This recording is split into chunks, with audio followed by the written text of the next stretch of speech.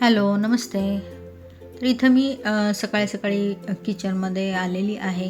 चहा ठेवलेला आहे आणि हा आजचाच व्लॉग आहे. इथं एका साईडला चहा ठेवलेला आहे, एका साईडला दूध पण तापवून घेतलेलं आहे. हे अक्रोड आणि बदाम भिजत घातलेले होते. ते सगळेच जण खातात. ऐश्वर्याने आज नाश्त्यासाठी हे शेवया बनवल्या होत्या. शेवया ह्या अशा तुपात भाजून घ्यायच्या आणि नंतर त्या पाण्यात शिजवून घ्यायच्या. खीर नाही आहे, ह्या शेवया आहेत. आणि पाण्यात शिजवून घ्यायच्या आणि नंतर गरम गरम दुधात त्या खायच्या. अतिशय छान लागतात. तर आणि ह्या घरच्या शेवया आहेत.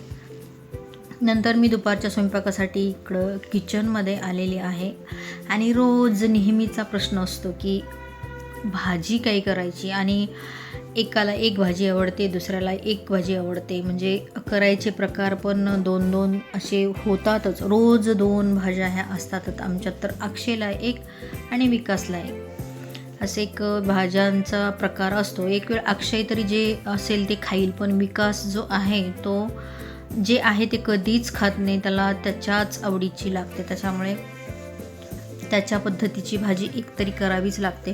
तर इथं मी राजमा करत आहे. कुकरमध्येच डायरेक्ट शिजायला भाजीच टाकणार आहे. अगोदर उकडून वगैरे काही घेतलेलं नाही आहे. तेल टाकून कढीपत्ता, जिरे, मोहरी टाकलेली आहे, हळद, हिंग, टोमॅटो टाकलं, छान परतून घेतलेलं आहे. खोबऱ्याचं वाटण टाकलं आहे, आलं लसूण टाकलेलं नाही आहे. खोबरं आणि लसूण वाटलेलं आहे ते टाकलं आणि नंतर 2 चमचे शेंगदाण्याचं कूट टाकून छान कुकरमध्ये त्याला 1 शिट्टी किंवा 2 शिट्ट्या करून घ्यायच्या. आणि विकाससाठी ही ढोबळी बनवायची होती. घरच्याच ढोबळ्या होत्या, त्याच्यामुळे मोठ्या ते दिसत होत्या. तर मी असे चौकोनी आकारात कट करून घेतल्या होत्या. त्याच्यात कांदे मी असे चौकोनीच करून घेतले होते त्याच्यातच टाकण्यासाठी. तर इथं मी हे कांदे आहेत ते असे ते चौकोनी करून त्याचे पाकळ्या वेगळ्या करून थोड्याशा तेलावर मी असं फ्राय करून घेणार आहे आणि ते काढून घेते. त्याच तेलात मी ज्या मिरच्या आहेत त्या पण अशा एकदम त्याच्यावर डाग येईपर्यंत अशा या मिरच्या मी परतून घेणार आहे. जास्त तेल टाकलं नाही, एकदम थोडंसं तेल टाकलेलं आहे. हे बघा, हे जे कांदे आहेत ते असे ट्रान्सपरंट फक्त केलेले आहेत, भाजून किंवा काय फार त्याला लालसर वगैरे काही केलेलं नाही आहे. आणि मिरच्या पण छान परतून घेते.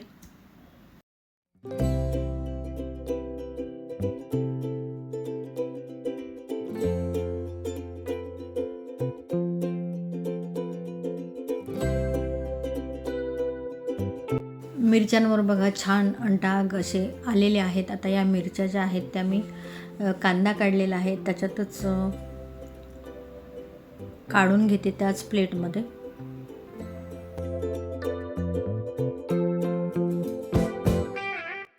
त्याच कढईत फोडणीसाठी थोडंसं तेल टाकलेलं आहे, जिरे मोहरी टाकली, कढीपत्ता टाकलेला आहे, हिंग आहे, हळद आहे, काळं तिखट आहे, लाल तिखट आहे.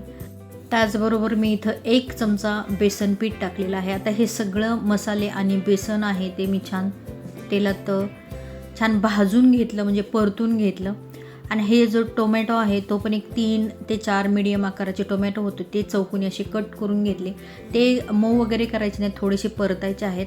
त्याच्या अगोदर मी इथं टोमॅटो थोडेसे कढईत टाकल्यानंतर एक 4 चमचे दही घेतलेलं आहे आणि त्याच्यात मी 1 मोठा चमचा धना पावडर टाकलेली आहे आणि दही छान फेटून घेतलेलं आहे. आणि ते दही मी याच मसाल्यात घालून घेतलेलं आहे, छान परतून घेतलं. दह्याला थोडंसं पाणी सुटलेलं आहे. आता हे छान परतून घेतलं की त्याच्यात मी मिरच्या घालून घेणार आहे.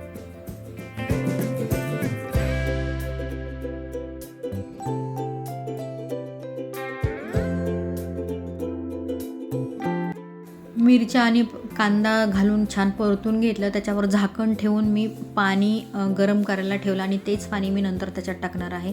आणि इकडं बघा, हा राजमा एकदम मस्त शिजलेला आहे. छान तर्रीदार हा राजमा तयार झालेला आहे. तो मी एका बाउलमध्ये काढून घेते.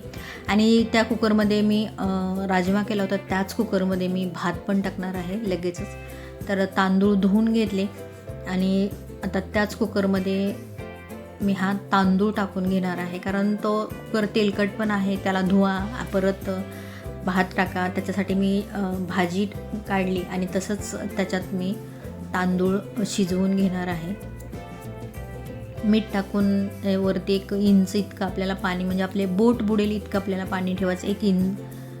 1 पेर बोटाचं बुडेल इतकं पाणी ठेवायचं. आणि तेवढं पाणी ठेवून मी आता त्याच्यात मीठ टाकून घेतलं. मीठ कुकरमध्ये टाकलं ना तर ते आपल्याला हलवून घ्यावं लागतं, नाहीतर मग ते जिथं टाकलेलं आहे तिथंच बसतं. पातेल्यात तसं होत नाही, पण कुकरमध्ये तसंच होतं. जिथं मीठ असेल तेवढंच लागतं, बाकीचं मीठ लागत नाही. कुकर लावला भाताचा आणि तोपर्यंत भाजी बघा छान त्याला पाणी पण सुटलं आहे आणि ते ताटात पाणी ओतून ठेवलं होतं तर ते पण छान गरम झाले. एकदा हे मिक्स करून घेते आणि जे ताटातलं पाणी आहे ते गरम पाणी मी त्याच्यात ओतून घेते आणि थोडंसं मिक्स करून त्याला थोडं शिजू देते.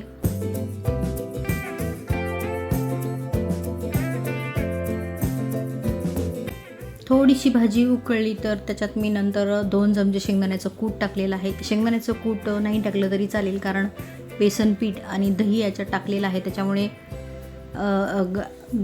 भाजीला दाटसरपणा हा येणार आहे. तरी पण थोडी जास्त असेल किंवा अजून थोडा दाटसरपणा हवा असेल तर थोडंसं शेंगदाण्याचं कूट घालायचं आहे.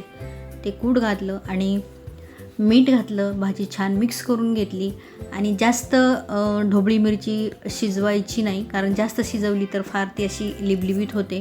तर अशी ती थोडी दाताखाली आलेली करकरीतच चांगली लागते. नंतर ही भाजी आता तयार झालेली आहे आणि ही जी माझी भाजीची पद्धत आहे तुम्हाला जर आवडली असेल तर तुम्ही नक्कीच व्हिडिओला लाईक आणि सबस्क्राईब करायला विसरू नका. आता भाजी झाली, विकासला लगेचच मी जेवायला दिलं. नंतर आम्ही सगळेजण जेवलेलो आहे. सगळ्यात आधी विकास बसलेला आहे तर त्याला जेवायला दिलं. तर इतकाच होता आजचा हा ब्लॉग. कसा वाटला? थोडीशी घाई झाली होती ब्लॉग करताना. आवडला तर नक्कीच लाईक शेअर